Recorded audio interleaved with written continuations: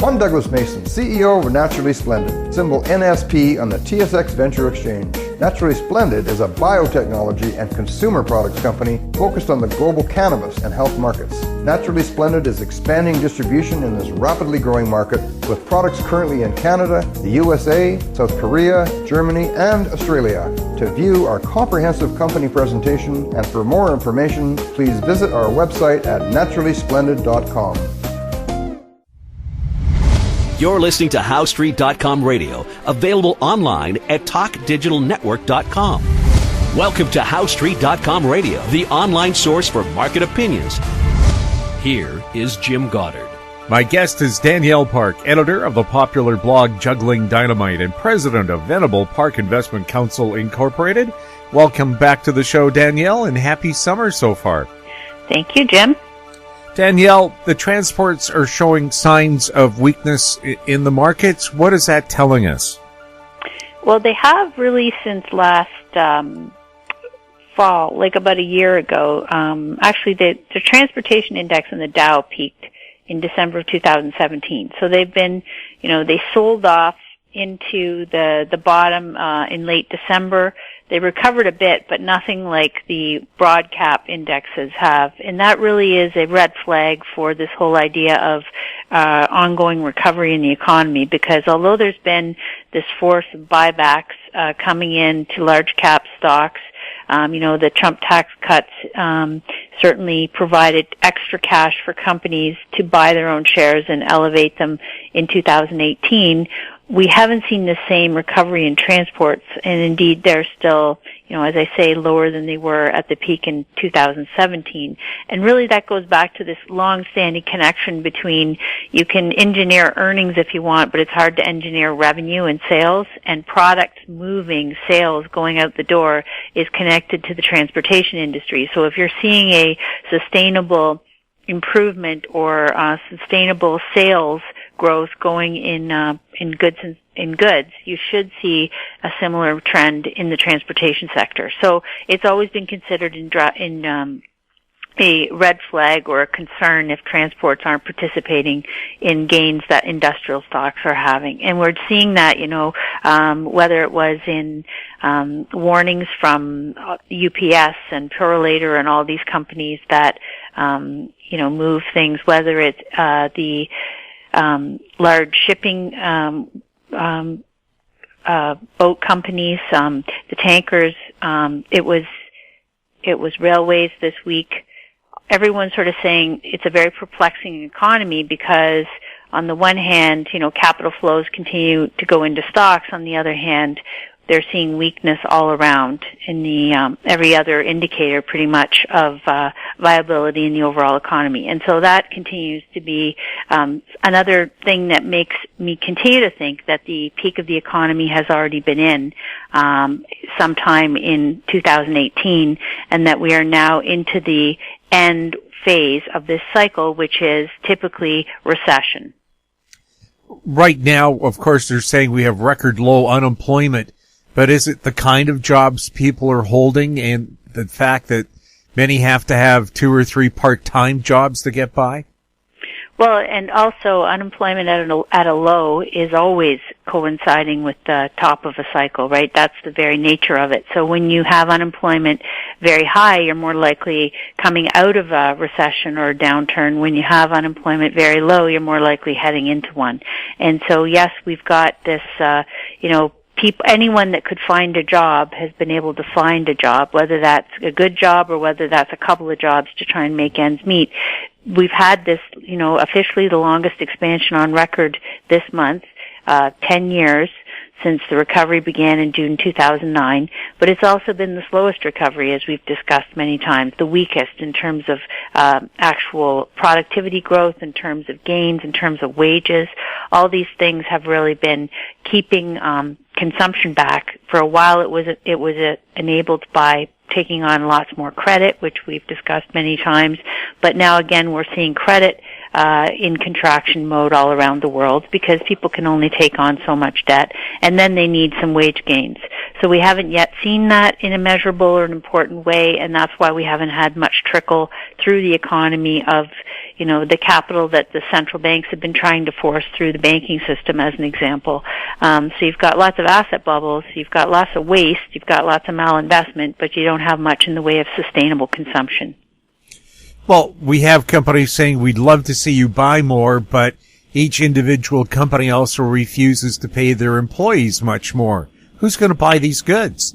Well, that is the debate right now in the United States with the federal law, proposed to make a minimum wage of $15. And the minimum wage is like $7.25 in the United States, and that's a shockingly low number. Of course, it hasn't increased in 10 years.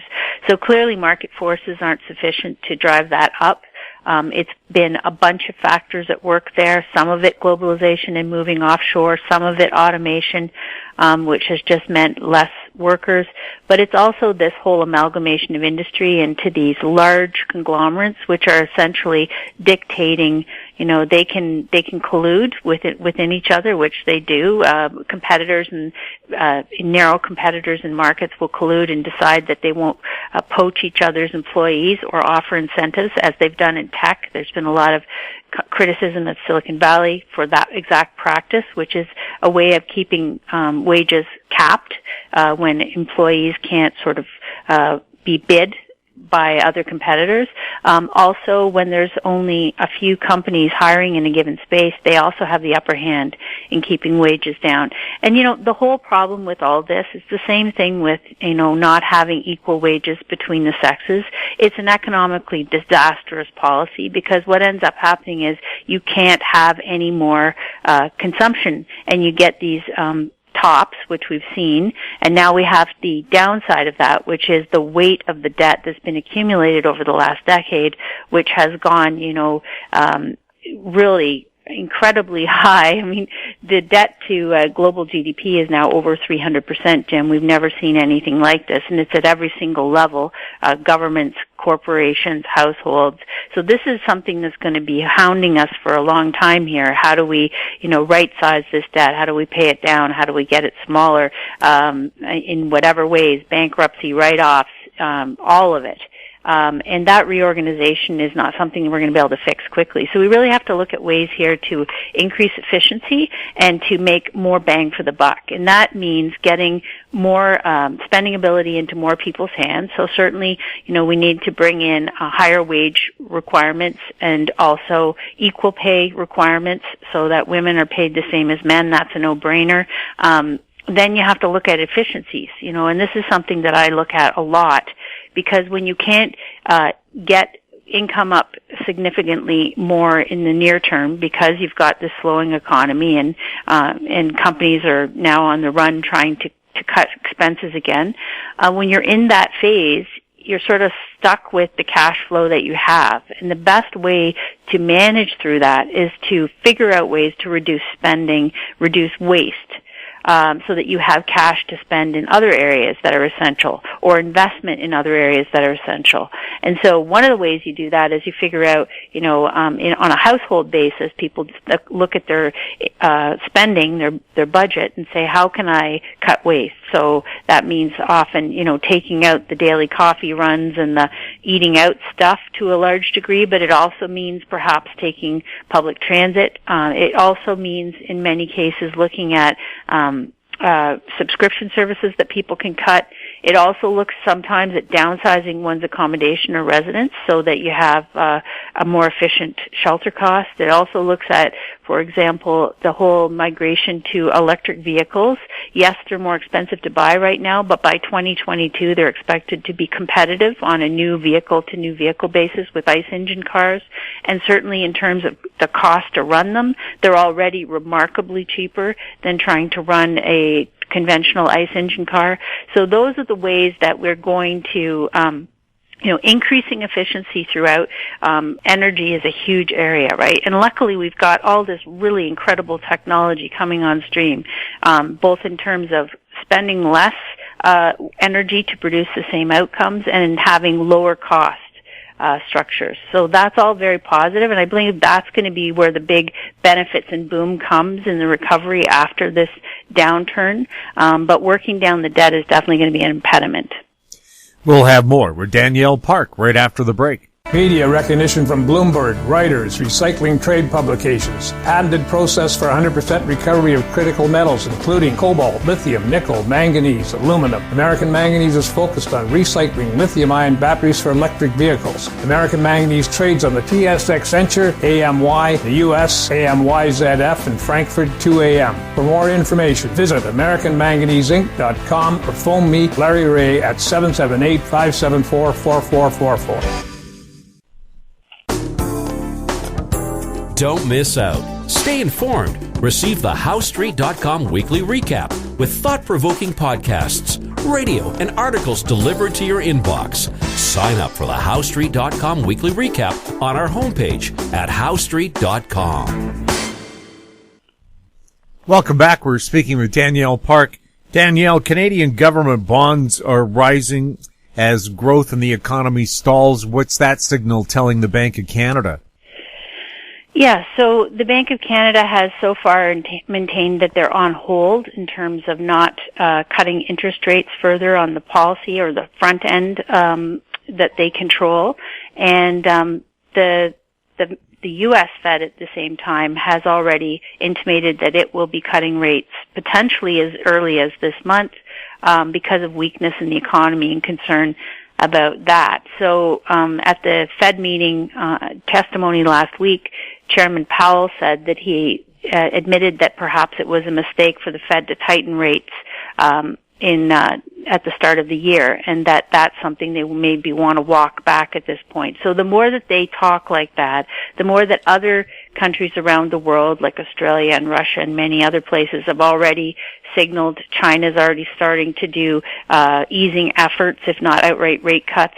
The Bank of Japan is now back to the drawing board trying to figure out how to re-stimulate as Abenomics has become a flop, and Chairman Kuroda is under pressure at the central bank in Japan to come up with new tricks, because all this monetary inflation experiments that they did, again, only helped certain segments and created certain asset bubbles, but didn't actually flow through the real economy. So Canada's got this, classic conundrum, because we stimulated the banking system. The money went into speculation in real estate primarily. After the oil bust, the recovery into 11 and bust, we didn't have a lot of reinvestment in the energy sector for all the macro reasons that we've been talking about. And then, now we've got this downturn in the housing market, which means investment dollars are falling there, and there's a lot of concentration of jobs in that sector, which are under threat in this environment as we head into a prolonged downturn. We know we just had the first year-over-year decline in Canadian home prices that we've seen in a long, long time, and that's very likely continuing into the next year or two. And so all that puts pressure on the governments and the central banks to figure out where can we get spending, where can we get investment, where can we have job growth if we're going to lose jobs in other areas. And so far, the bond market is saying that the downturn is going to be more significant and outweigh the efforts on stimulus on the front end. And so the Bank of Canada, like I said, so far has said they're not going to cut rates, but traditionally whenever the U.S. does, being as we are so close to them, both in terms of trade, but also in terms of proximity, also in terms of, opportunities. So if our bond markets, if our yields on our, for example, 2-year bonds, our treasuries are cheaper or lower, they're yielding less right now than the equivalent in the United States. So that entices capital to not buy come into our markets but go elsewhere, and then it causes all this dislocation, which can make our dollar more expensive, which is not what we want in this environment either.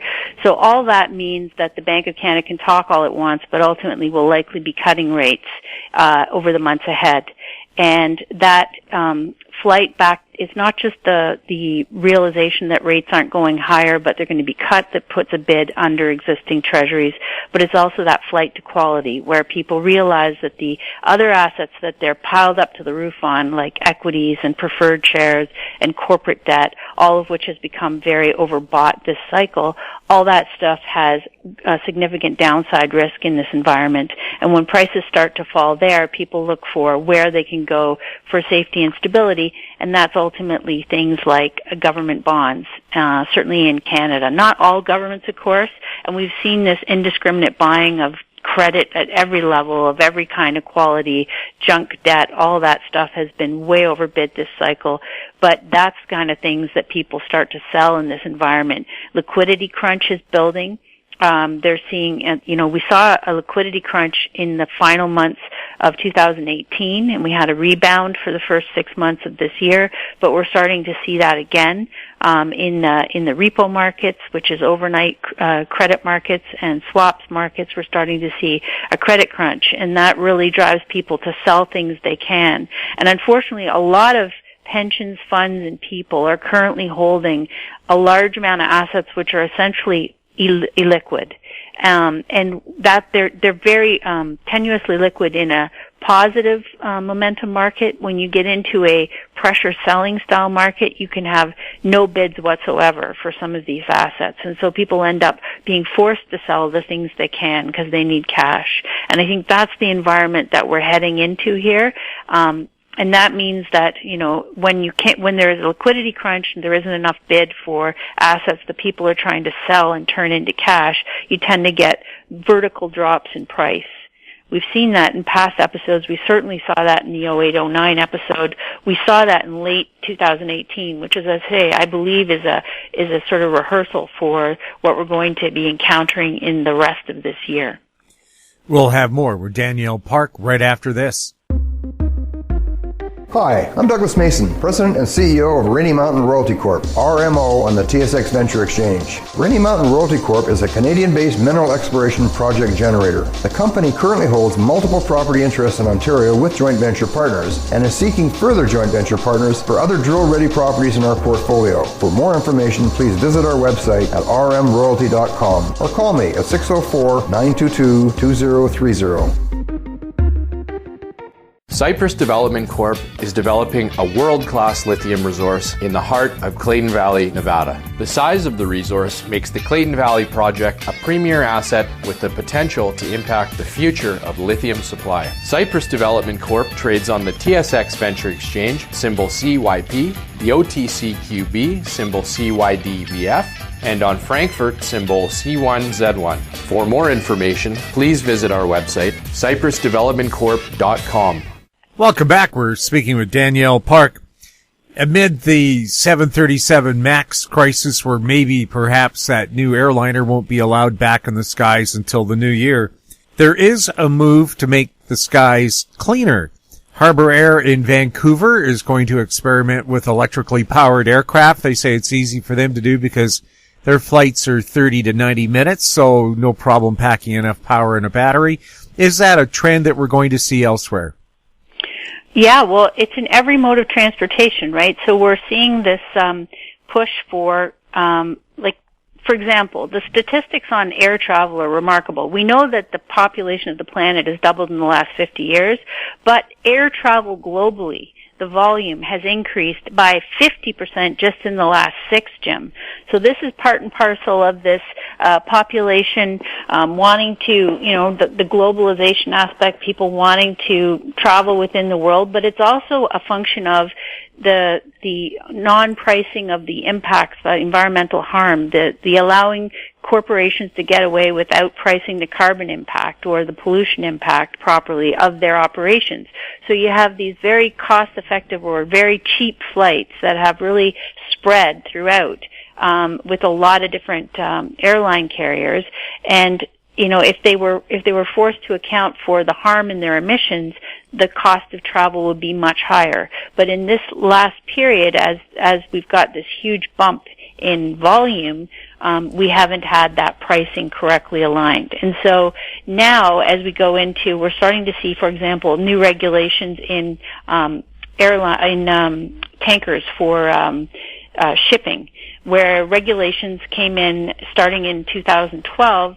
The body responsible for overseeing shipping regulations set new emission limits, and they are now coming in within 6 months. By January 20, ships are required to significantly cut the amount of sulfur pollution that they're emitting near land. So this is a major tipping point, because once they can't, it's like plastic producers and beverage producers. Once they can't disconnect themselves from the cost of the cleanup and mess that they're inflicting on the planet, suddenly that's part of their cost structure. Now you have some actual, free market accounting for the full business model. Now you see some actual rational business decisions being made about how you manage your waste and how you inflict less harm in the first place. So we've got this, movement to low carbon shipping as an example. So now in the terms of planes and massive freighters that go on the ocean that carry so much of our goods, they are now contributing a lot to the global problem with emissions and air pollution. So the way that we impact that is to migrate them to a different fuel source. So, electric vehicles are one thing, but driving massive boats and planes is a whole other level. And in the meantime, before we can figure that out, whether it's in battery technology, which yet has to evolve, there is things like hydrogen fuel cells, which they can use to store energy from intermittent sources like water, from wind and solar, but also to be a power source, a clean emissions power source for massive vehicles like this.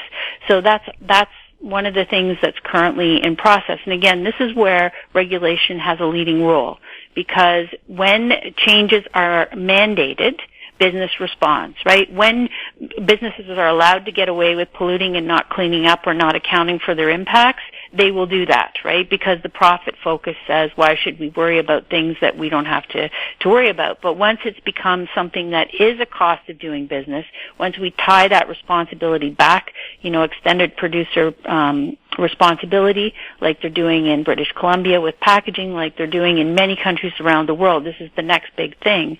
And reconnecting that is bringing discipline into the business models, and that's a good thing, because we can't have these things that are super cheap but extremely destructive in the larger picture, with leaving the costs all on the taxpayers. This is how we're literally bankrupting the world, by putting the responsibility for costs and consequence on the public purse and letting corporations take profits out the front door without any connection to that.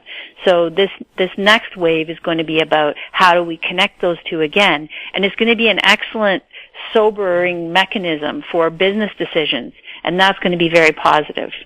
Danielle, thank you so much for chatting with us. Hey, thank you, Jim.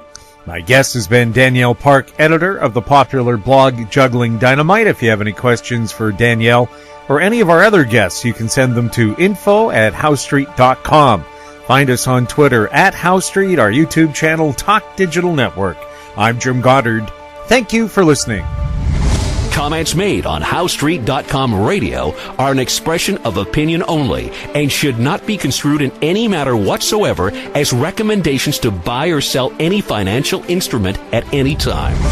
Available online at TalkDigitalNetwork.com. HowStreet.com radio is a production of HowStreet Media Incorporated.